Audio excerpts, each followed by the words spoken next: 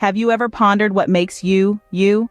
Is it the thoughts, memories, feelings, sensations, or the environment, or something more profound?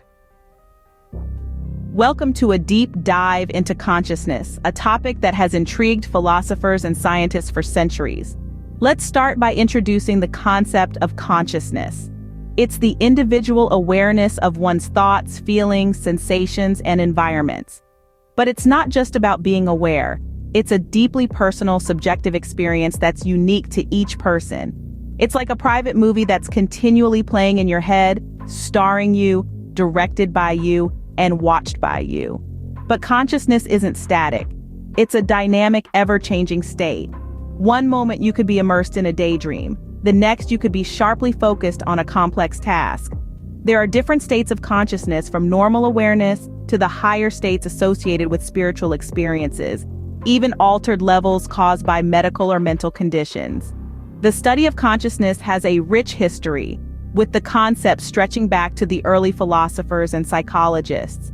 They compared consciousness to a continuous stream, a river of thoughts and experiences flowing through your mind. They explored the idea of the unconscious mind, a vast and mysterious realm that lies beneath our conscious awareness. One notable figure in this field was Carl Jung, who introduced the concept of the collective unconscious. This reservoir of experiences not to an individual, but shared by all members of the human species. Fast forward to the present day, and the study of consciousness has evolved into a multidisciplinary field, incorporating insights from psychology, philosophy, and even spirituality. It's a complex puzzle that we're still trying to piece together. Despite its complexity, consciousness serves important biological and social purposes. It's the control center that allows us to process information, make decisions, and adapt to new situations. It's what makes us uniquely human, and it's core of our existence. Consciousness, as complex as it is, serves biological purposes, allowing us to process information, make decisions, and adapt to new situations. And as we approach the end of this scene, let's reflect on the powerful words of Carl Jung. There's no coming to consciousness without pain. No tree, it can grow to heaven unless its roots reach down to hell. One does not become enlightened by imagining figures of light, but by making the darkness conscious. According to Jung, our journey to consciousness isn't always pleasant. It requires us to confront and understand our deepest, darkest corners. It's albeit difficult path to self-discovery truth. This will be our next topic of exploration, in which we'll ponder over what various philosophers, including Carl Jung, have to say about consciousness. The study of consciousness has fascinated philosophers and psychologists alike. But what did the great minds of the past think about it? From the dawn of thought, consciousness has been a subject of wonder and inquiry. It was initially the philosophers who took it upon themselves to delve into this profound mystery. They sought to understand the nature of consciousness, the individual awareness of one's thoughts, memories, feelings, sensations, and environments. One school of thought known as structuralism emerged, with its proponents using a method called introspection to analyze conscious sensations and thoughts. Their approach was akin to turning the lens of perception inward, examining the very fabric of their conscious experiences. Among these thinkers, William James stood out. He proposed a fluid conception of consciousness, comparing it to a continuous stream. For James, consciousness was not static or compartmentalized. Rather, it was an ever-evolving flow of thoughts, feelings, and sensations, constantly shifting and changing. Then came Sigmund Freud, another luminary in the realm of consciousness. Freud's focus was not solely on the conscious mind. He also brought our attention to the unconscious. For Freud, the conscious and the unconscious mind were two sides of the same coin, with the unconscious often influencing our conscious thoughts and actions in ways we do not fully understand. As time went on, the study of consciousness expanded beyond the realm of philosophy and caught the interest of early psychologists. This marked the beginning of a more scientific approach to understanding the nature of consciousness. However, despite the combined efforts of philosophers and psychologists and the immense progress made since the 1950s, consciousness remains a mystery. It's a complex, multifaceted phenomenon that we are still striving to fully comprehend. While the research on consciousness has grown since the 1950s, there is still no universally accepted definition. While philosophy provides us with thought-provoking perspectives, modern neuroscience attempts to unravel the mystery of consciousness through scientific inquiry. In the realm of neuroscience, two major theories stand out in the quest to understand consciousness. The first is integrated information theory. This theory suggests that consciousness is a product of interconnected information within our brains. It measures the level of integration that forms consciousness. Think of it as a vast network, a web of neurons firing together, creating a symphony of thoughts, feelings, and perceptions. This intricate dance of neural activity constructs our conscious experience, turning signals into sensations, thoughts, and emotions. Then there's the global workspace theory. This theory views consciousness as a memory bank from which the brain retrieves information. Imagine a grand theater with the spotlight shining on a single actor on stage. That's your conscious awareness. In the shadows, away from the spotlight, a myriad of actors awaits their turn. These represent the vast, unconscious reservoir of knowledge, memories, and potential thoughts. As the spotlight shifts, different actors step forward into consciousness, while others retreat into the darkness. This dynamic interplay forms our ever-changing conscious experience. It's important to note, however, that these theories are not mutually exclusive. They provide different lenses to view the same phenomenon, each contributing to a more comprehensive understanding of consciousness. The complexity of consciousness has always intrigued scientists and philosophers alike, leading to countless theories and debates. And while we've made significant strides in understanding its workings, consciousness remains one of the greatest mysteries of the human mind. The field of neuroscience continues to explore deepening our understanding of consciousness. But what precedes consciousness? Is there a deeper layer that forms the foundation for our conscious experience? Let's delve into the realm of awareness. Awareness is the perception or knowledge of our conscious experience. It's like the stage on which the play of consciousness unfolds.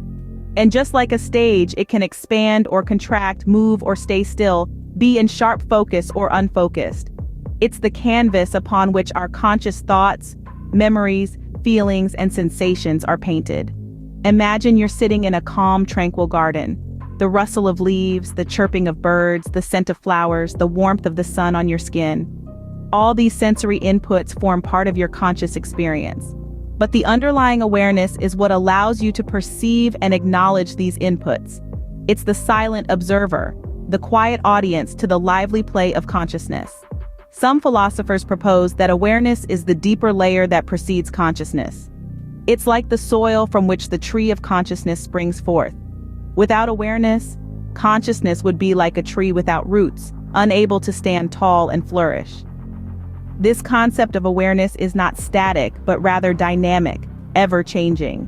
It can be focused, like when you're engrossed in a captivating book, or it can be unfocused, like when you're daydreaming. It can move from one object to another, like when your attention shifts from the taste of your coffee to the sound of the rain outside. It can expand to encompass a wide range of experiences or contract to focus on a single point.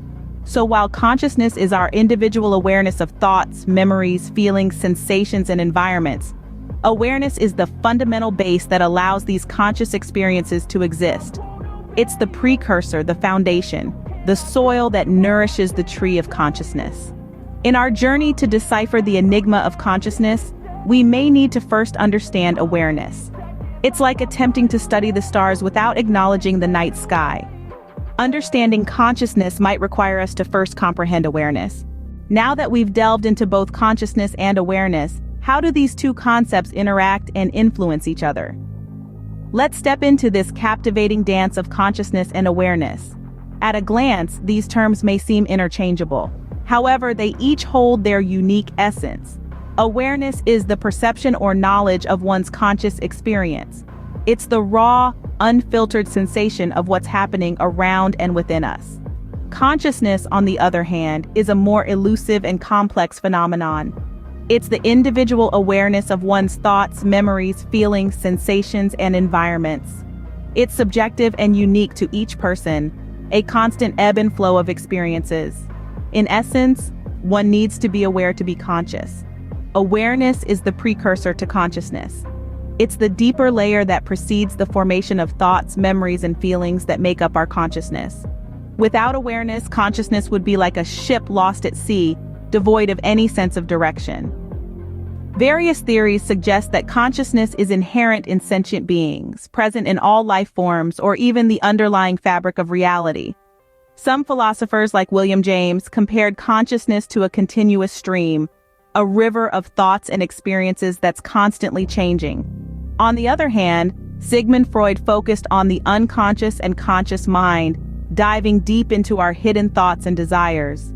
Whether consciousness is a byproduct of our complex neural networks or an inherent quality of life itself, it's clear that it's closely intertwined with awareness. Our awareness illuminates the path for our consciousness, allowing us to process information, make decisions, and adapt to new information. It's our internal compass, guiding us through the ever-changing landscape of our subjective experiences. So while awareness and consciousness are distinct, they are closely interconnected. Like two dancers in a ballet, they move in harmony, each playing a crucial role in the grand performance of our subjective experience. Consciousness and awareness, two sides of the same coin, continue to be a subject of fascinating study and exploration. As we conclude this journey into the depths of consciousness and awareness, remember that true understanding comes from direct experience. The realm of consciousness, as elusive as it is, becomes clearer when we delve into our own awareness. It is through this exploration that we can grasp the theories and ideas of great philosophers and neuroscientists. It is in the intersection of consciousness and awareness that we find the essence of who we are. Stay aware, stay conscious, and keep exploring.